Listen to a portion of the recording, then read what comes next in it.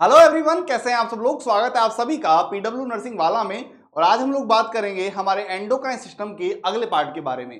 चलिए, लास्ट में हमने आपको याद होगा हम लोग एड्रिनल कोर्टेक्स और एड्रिनल मेडुला की बात कर रहे थे, जहां पर एक डायग्रामेटिक रिप्रेजेंटेशन आप लोगों को दिखाया था। याद होगा कि बीच वाला जो इनर पार्ट होता है वो होता है एड्रिनल मेडुला। बीच वाला पार्ट कौन सा होता है? एड्रिनल मेडुला तरीके से होता है एड्रिनल मेडुला। और इसके चारों तरफ जो है कवरिंग्स पाई जाती है, 3 कवरिंग पाई जाती है। किसकी? एड्रिनल कोर्टेक्स की। एड्रिनल कोर्टेक्स क्या है? इस तरीके से कवर होता है। एड्रिनल कोर्टेक्स की आप अगर देखेंगे तो कवरिंग जो है वो इस तरीके से पाई जाती है। और हमको हम लोग याद रखते हैं GFR से। GFR मतलब क्या होता है? जोना ग्लोमेरुलोसा, जोना फेसिकुलेटा और जोना रेटिकुलरिस। देखते हैं, आइए एक एक चीज को नोमिनेट कर लेते हैं।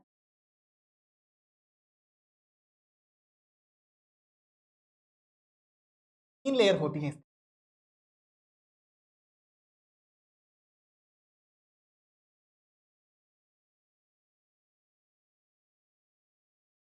ये 3 लेयर होती हैं। देखिए, सबसे पहले सबसे इनर मोस्ट पार्ट है ये वाला, इसको बोलते हैं एड्रिनल मेडुला। Adrenal medulla. उसके बाद में ये कवरिंग्स जो होती हैं ये होती है एड्रिनल कोर्टेक्स की। और एड्रिनल कोर्टेक्स की 3 कवरिंग होती है। सबसे सबसे पहली जो कवरिंग होती है उसको बोलते हैं zona glomerulosa. Zona glomerulosa. Second covering जो होती है उसे बोलते हैं zona fasciculata. Second most covering होती है, इसे बोलते हैं जोना फेसिकुलेटा। और थर्ड कवरिंग होती है उसको बोलते हैं जोना रेटिकुलरिस। Zona reticularis. और ये तीनों कवरिंग जो हैं, तीनों कवरिंग एड्रिनल कोर्टेक्स की कवरिंग होती है। एड्रिनल कोर्टेक्स बनाती हैं ये तीनों कवरिंग। क्या बनाती हैं? एड्रिनल कोर्टेक्स बनाती हैं। कवरिंग्स है, एड्रिनल कोर्टेक्स की कवरिंग्स है। कितनी कवरिंग होती है? 3 कवरिंग होती है। आइए हम एक एक की बात करते हैं। सबसे पहले बात करेंगे हम लोग किसके बारे में? सबसे पहले बात करेंगे जोना ग्लोमेरुलोसा। देखिए, इनको आप याद रखने के लिए GFR से याद रख सकते हैं। आप लोगों ने रीनल सिस्टम में GFR पढ़ा होगा, तो G मतलब होता है जोना ग्लोमेरुलोसा, F का मतलब होता है जोना फेसिकुलेटा, R का मतलब होता है जोना रेटिकुलेटा। FR से आप इसको याद रख सकते हैं। नेक्स्ट, अब हम लोग बात करते हैं सबसे पहले जोना ग्लोमेरुलोसा के बारे में। पहली कवरिंग की बात करेंगे जिसका नाम है जोना ग्लोमेरुलोसा। देखिएगा, जोना ग्लोमेरुलोसा पहली कवरिंग होती है। इससे जो हार्मोन सीक्रेट होते हैं वो बोलते हैं मिनरलोकोर्टिकोइड्स। क्या बोला जाता है? मिनरलोकोर्टिकोइड्स। और उसमें भी एक स्पेसिफिक हार्मोन की बात करें तो एल्डोस्टेरोन सीक्रेट होता है। तो सबसे पहले अगर बात करें यहां पर इन लेयर्स के द्वारा क्या सीक्रेशन होगा, के द्वारा होता है हार्मोन है, ग्रुप ऑफ हार्मोन की बात करें तो वो होता है मिनरलोकोर्टिकोइड।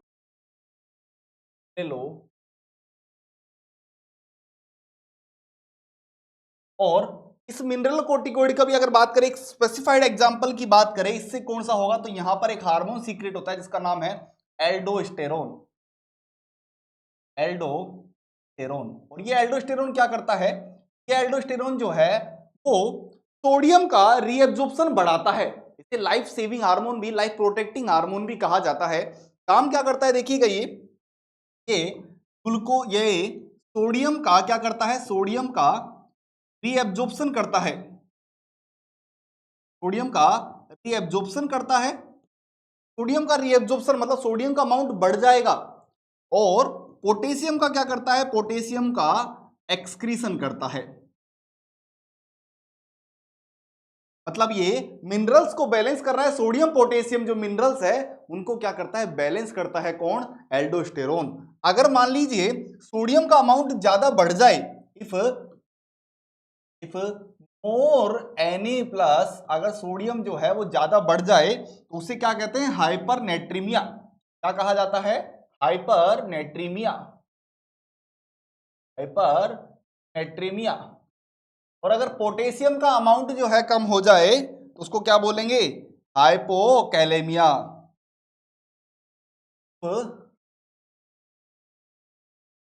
पोटेशियम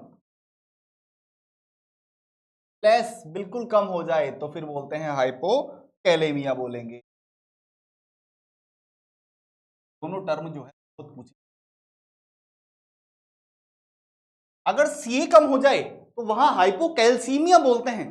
जब हम लोग पढ़ेंगे पैराथार्मोन की बात करेंगे, कैल्सिटोनिन की बात करेंगे, तो वहां कैल्शियम, क्योंकि एक दूसरे के एंटागोनिस्ट होते हैं ये दोनों, वहां हम लोग लिखेंगे हाइपोकैल्सीमिया और हाइपरकैल्सीमिया। लेकिन यहाँ पर कैलेमिया है, ये पोटेशियम को इंडिकेट करता है। क्लियर है बात? चलिए नेक्स्ट बात करते हैं, पहली होगी जोना ग्लोमेरुलोसा, नेक्स्ट बात करते हैं जोना फेसिकुलेटा। सेकेंड लेयर की बात करते हैं जिसका नाम है जोना फेसिकुलेटा।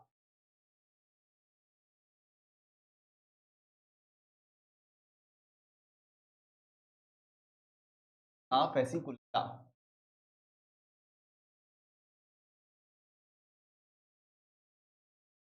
Zona fasciculata. देखिएगा ये सेकंड या मिडिल लेयर होती है, पहली बात इस पे लिख देते हैं, ये कैसी लेयर है? मिडिल लेयर होती है। ये लेयर जो है क्या करती है, ये ग्लूकोकोर्टिकोइड्स को सीक्रेट करती है। क्या करती है? Secret glucocorticoids, secret glucocorticoids.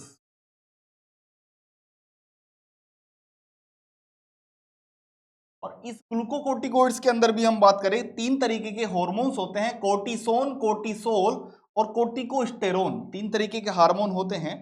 एक होता है कोर्टिसोन, कोर्टिसोन, कोर्टिसोल और कोर्टिकोस्टेरोन।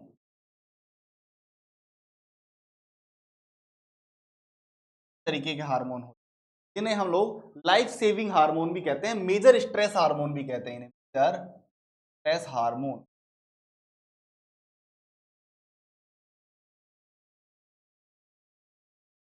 चलिएगा नेक्स्ट तीसरी लेयर की बात करते हैं, जोना रेटिकुलरिस। तीनों लेयर्स के देखो सवाल बहुत आते हैं तीनों लेयर्स के ऊपर। थर्ड लेयर है जिसका नाम है जोना रेटिकुलरिस।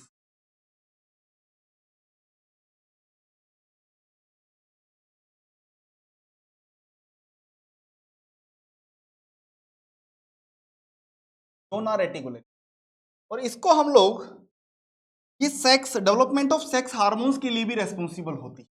ये डेवलपमेंट ऑफ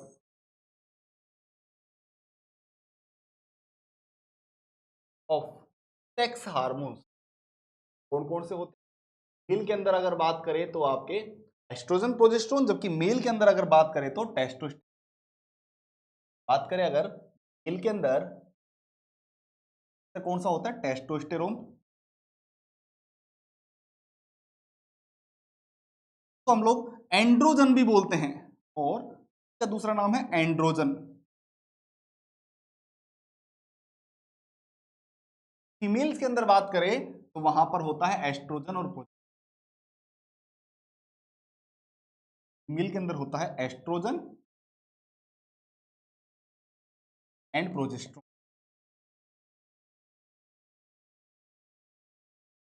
दोनों हार्मोन्स का डेवलपमेंट कर रहा है कौन? Zona reticularis. तो यहां पर हमने बात की किसके बारे में? यहां पर हमने बात की आउटर लेयर जोना जोना, या मैं बोलूं एड्रिनल कोर्टेक्स की बात की। अब बात करेंगे हम लोग एड्रिनल मेडुला की।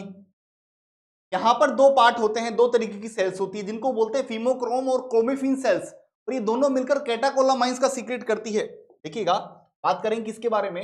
Adrenal medulla. Adrenal medulla, adrenal medulla में दो तरीके की सेल्स होती हैं। There are two types of cells, दो तरीके की क्या होती हैं?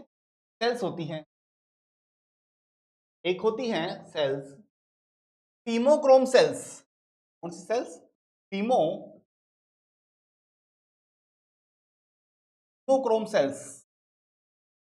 और एक होती है क्रोमेफिन सेल्स, क्रोमेफिन सेल्स। और ये दोनों सेल्स जो हैं ये मिलकर एक सीक्रेशन करती है जिसको बोलते हैं कैटाकोलामाइंस। क्या सीक्रेट करती हैं ये दोनों मिलकर? दोनों मिलकर सीक्रेशन करती है, that is known as catecholamines. Catecholamines. और ये कैटाकोलामाइंस जो हैं यही आगे चलकर तो हार्मोन बनाते हैं जिनका नाम है एड्रिनलिन और नॉन एड्रिनलिन। दो हार्मोन का फॉर्मेशन होता है जिनका नाम है एड्रिनलिन, एड्रिनलिन, और इसी का दूसरा नाम होता है एपिनेफ्रिन। इसको बोलते हैं एपिनेफ्रिन। दूसरा का नाम है नॉन एड्रिनलिन,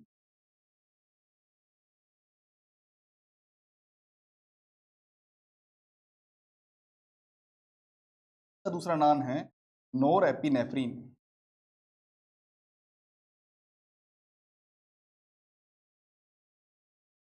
दोनों नाम है ये, एड्रिनलिन और एपिनेफ्रिन। इस ग्लैंड को हम लोग इमरजेंसी ग्लैंड भी कहते हैं। दोनों को हम लोग क्या बोलते हैं? इमरजेंसी ग्लैंड या emergency hormones, also known as emergency hormone.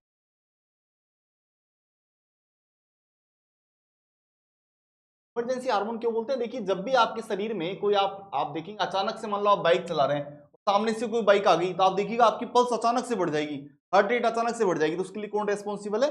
ये एड्रिनलिन, नॉन एड्रिनलिन ही रेस्पॉन्सिबल। इसे ही हम लोग 3F4S ग्लैंड भी कहते हैं, आल्सो नोन एज, का एक और नाम है इसे F4S ग्लैंड कहते हैं। तो बोलते हैं 3F4S, क्या मतलब है सर इसका? देखिएगा, 3F का मतलब होता है फियर, फाइट और फ्लाइट। पहले तो आपको डर लगेगा, मान लीजिए अचानक से इस कमरे में शेर आ जाए, तो सबसे पहले मुझे क्या लगेगा? डर लगेगा। मेरे जो इलेक्ट्रोपिलाई से वो खड़े हो जाएंगे, रेस्पिरेशन रेट बढ़ जाएगी, हार्ट रेट बढ़ जाएगी, उसके अलावा जो ब्रोंकोडायलेशन हो जाएगा, उसके अलावा मैं बात करूं और भी हमारे बॉडी के अंदर क्या हो जाएंगे, ऐसी चीजें दिखने को लग जाएंगी। लेकिन फिर हम क्या करेंगे? उससे फाइट करने की सोचेंगे कि मैं लड़ लेता हूं। और जब मुझे लगेगा कि मैं हारूंगा इससे, मैं क्या कर जाऊंगा? फ्लाइट कर जाऊंगा, भाग जाऊंगा। टीएफ ग्लैंड क्यों कहते हैं? क्योंकि है फियर, फाइट, फ्लाइट तरीके की भावनाएं हमारे अंदर उत्पन्न करता है। इसको हम लोग 4S ग्लैंड भी कहते हैं। 4S क्यों बोलते हैं? क्योंकि यह है हमारा शुगर, सेक्स, साल्ट और सोर्स ऑफ एनर्जी को भी क्या करता है? मेंटेन करता है। चार चीजों के लिए रेस्पॉन्सिबल है। सोर्स ऑफ एनर्जी, चार चीजों के लिए तरीके से रेस्पॉन्सिबल। टोटल अगर आप देखेंगे कितने सारे काम कर रहा है, देखो, fear, fight, flight, sugar, sex, salt, source of energy, ये सारे फंक्शन किसके हैं? ये सारे फंक्शन जो हैं आपके इमरजेंसी ग्लैंड, जिसको हम लोग 3F4S ग्लैंड भी कह रहे हैं। इसके कुछ और फंक्शंस भी हैं, जैसे देखिएगा क्या फंक्शन है अलावा, जैसे अगर आपके शरीर में अचानक से आपके कुछ आपको शेर दिख गया, तो सबसे पहले क्या करेगा ये? अदर फंक्शन की बात करें तो रेस्पिरेशन रेट को बढ़ा देगा। पहले क्या करेगा? रेस्पिरेशन रेट को कर देगा। रेस्पिरेशन रेट, और क्या करेगा? हार्ट रेट को बढ़ा देगा। अब हार्ट रेट, और क्या हो जाएगा? और उसके अलावा पल्स रेट बढ़ जाएगी।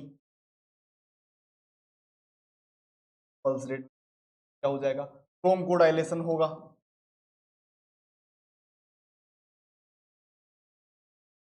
और क्या होगा? इरेक्टर जो पिलाई है, इरेक्टर जो मसल्स हैं, जो मतलब जिनकी वजह से क्या होते हैं, हमारे रोंगटे खड़े होते हैं, उनमें कॉन्ट्रैक्शन होगा। कॉन्ट्रैक्शन ऑफ इरेक्टर, इलेक्टर मसल्स,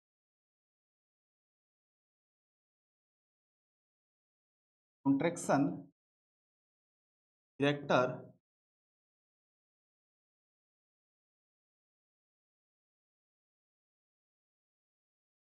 ये सारे फंक्शंस जो हैं वो आपको दिखाई देंगे।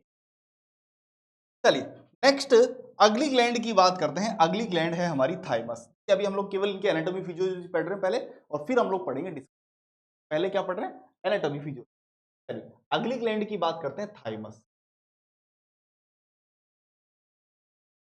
देखिएगा, थाइमस की बात करते हैं, सबसे पहले तो लोकेशन की बात करते हैं। थाइमस के ऊपर दो सवाल पूछे जाते हैं।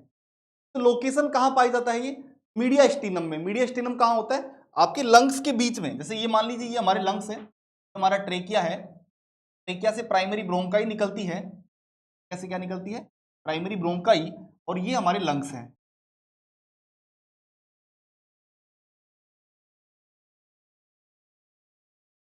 दोनों लंग्स के बीच में तो एक स्पेस दिखाई दे रहा है आप लोगों को, इसको बोलते हैं mediastinum space, that is known as mediastinum space, और यहीं पर पाई जाती है आपकी थाइमस ग्लैंड, को बोलते हैं मीडिया स्टीनम स्पेस। यहां पर क्या पाई जाती है, थाइमस प्रेजेंट होती है।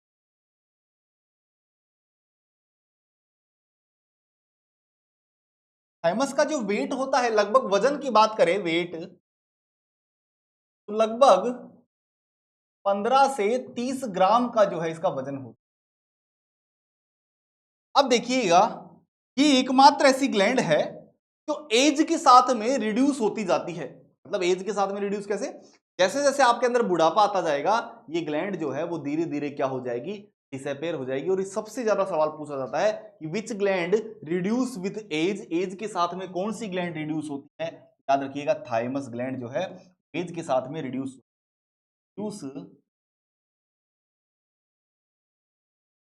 एज, एज के साथ में क्या होती जाती है, रिड्यूस होती जाती है एज के साथ में, साइज कम होता जाता है, छोटी होती जाती है। अब करती क्या है, फंक्शन क्या है, तो हमारे जो इम्यूनिटी डेवलपमेंट में इसका बहुत इंपॉर्टेंट रोल है, हमारी इम्यूनिटी डेवलपमेंट में इसका बहुत इंपॉर्टेंट फंक्शन क्या है इसका, इम्यूनिटी डेवलपमेंट। कैसे करती है इम्यूनिटी डेवलपमेंट,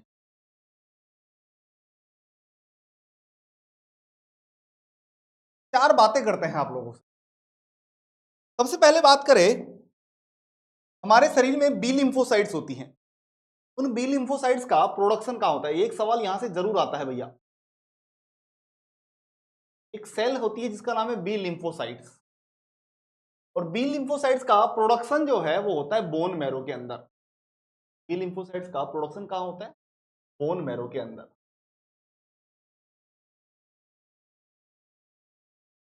सेम अगर सवाल आए भैया बी लिम्फोसाइट्स का मैच्योरेशन कहां होता है, बी लिम्फोसाइट्स का मैच्योरेशन कहां होता है, वो भी आंसर क्या आएगा, बोन मैरो। बी लिम्फोसाइट्स का मैच्योरेशन कहां होता है, तो भी आंसर क्या आएगा, बोन मैरो। अब सवाल आता है, अगर सवाल आ जाए कि टी लिम्फोसाइट्स का टी लिम्फोसाइट्स का प्रोडक्शन कहां होता है, साइट्स का प्रोडक्शन कहां होता है, तो आंसर क्या आएगा, वो भी आंसर आएगा बोन मैरो। लेकिन अब बात बदल, क्या भैया अगर सवाल आ जाए कि टी लिम्फोसाइट्स का मैच्योरेशन कहां होगा, तो फिर आंसर आज बदल जाएगा। तो फिर आंसर हो जाएगा टी लिम्फोसाइट्स का मैच्योरेशन कहां होगा, फिर आंसर बदल जाएगा, क्या, थाइमस में होगा। मैच्योरेशन कहां होता है, थाइमस। हमारी इम्यूनिटी में बहुत इंपॉर्टेंट रोल प्ले कर रहा है। हम लोग बोलते हैं कि ये इंपॉर्टेंट है, यहां से सवाल आता है जरूर, चारों पॉइंट्स को याद रख लीजिएगा, यहां से सवाल जरूर। टी लिम्फोसाइट, ये हमने बात की किसके बारे में, थाइमस के बारे में बात की। नेक्स्ट अगली ग्लैंड की बात करते हैं हम लोग, इसका नाम है हमारे पेनक्रियाज। आइए पेनक्रियाज के बारे में थोड़ा बहुत देख लेते हैं। पेनक्रियाज, पेनक्रियाज देखिएगा, सबसे पहले तो इसको मिक्स्ड ग्लैंड या हेट्रोक्लाइन ग्लैंड भी कहते हैं। बात तो मिक्स्ड ग्लैंड कहते हैं, का दूसरा नाम है हेट्रोक्राइन ग्लैंड कहते हैं, और इसे कॉम्पोसिटे ग्लैंड भी कहते हैं, क्योंकि कॉम्पोजिट है, ये दो पार्ट्स मिलकर बने हुए हैं, इसलिए इसको कॉम्पोसिटे ग्लैंड भी कह देते हैं। मिक्स्ड ग्लैंड, हेट्रोक्राइन ग्लैंड बोलते हैं। अब क्यों बोलते हैं इसको हेट्रोक्राइन ग्लैंड, देखिएगा इसके अंदर दो पार्ट होते हैं, एक होता है एक्सोक्राइन, एक होता है एंडोक्राइन। क्या बोलते हैं हेट्रोक्राइन, क्यों बोलते हैं, क्योंकि इसके अंदर ग्लैंड दो तरीके से काम करती है। एक एक पार्ट होता है इसका एक्सोक्राइन पार्ट, और एक पार्ट होता है इसका endocrine part.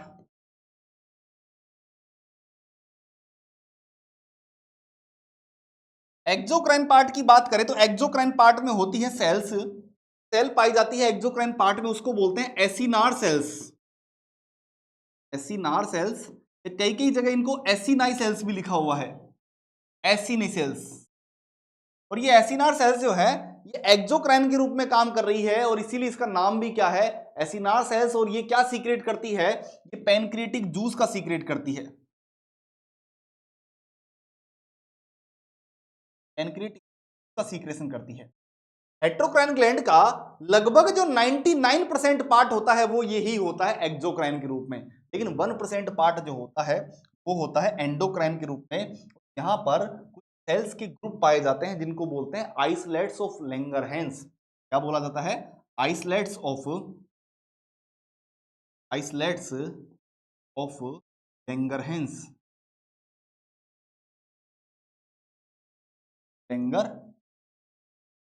Isolates of Langerhans.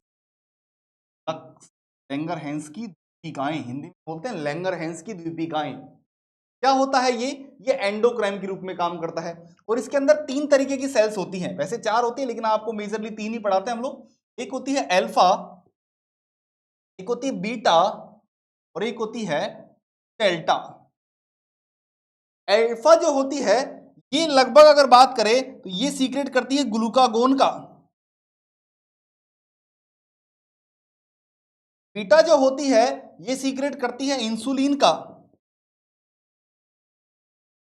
और डेल्टा जो होती है ये सीक्रेट करती है सोमेटोस्टेटिन।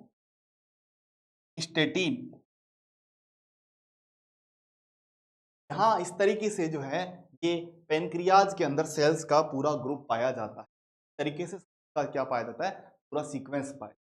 अब हम लोग बात करेंगे इसकी डिजीज के बारे में। इसका नाम है डायबिटीज मेलाइटस। यहाँ से हमारा डिजीज है स्टार्ट हो जाएगा। सबसे पहले हम बात करेंगे डायबिटीज मेलाइटस के बारे में, फिर हम लोग बात करेंगे इसके बारे में disorders of pituitary gland, disorders of thyroid, parathyroid, thymus और जो भी हमारी ग्लैंड्स है सबके हम लोग क्या करेंगे, डिसऑर्डर्स की बात करेंगे। इस पार्ट में हम लोग यहीं तक की बात करेंगे। उम्मीद है आप लोगों को यहाँ तक की बातें समझ में आई होगी कि आगे की हम लोग बात करेंगे नेक्स्ट पार्ट में। Till then thank you so much, bye bye, take care और पढ़ते रहिए और ऑल द बेस्ट। अगले पार्ट में मिलते हैं आप लोगों से बहुत सारी बातों के साथ।